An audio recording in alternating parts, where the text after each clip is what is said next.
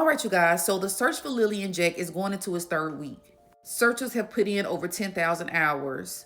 They've searched multiple areas, waterways, they researched areas that they already searched. Now, they even figured out this system that if a child wanders off, there are certain areas that they will go to first, and they've searched those areas too. And still, there have been no sign of Jack and Lilly. Now, a lot of people thought because they scaled back the search and then they turned around and started searching again that maybe they had some type of hit. But let me say this, for the sake of the investigation, I've been trying not to post videos on this because everybody has been posting videos. But let's just be real for a second. You have a 4-year-old and a 6-year-old that apparently wandered off from their home.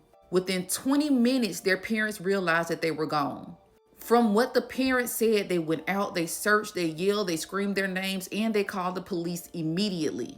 Now, looking at this area, how dense it is, how many trees and limbs and other stuff that's just laying around, there is no way that these two kids made it through this wooded area without leaving something behind, a diaper, something. Within 20 minutes, you didn't hear a scream, you didn't hear anything from these kids at all. The searchers are saying that they had to stop the search a couple of times because people were getting hurt. They even said that there were so many ticks that you can literally see them crawling.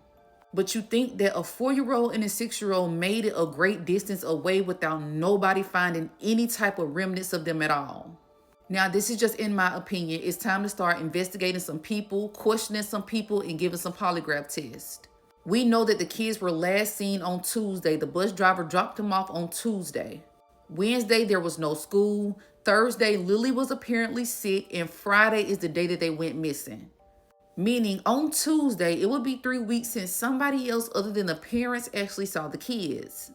Now, I know that we have been trying to stay away from online speculation, theories, conspiracies, but they need to start investigating people. They need to start talking to people, questioning people. The mom and the stepdad need to be questioned extensively and separately.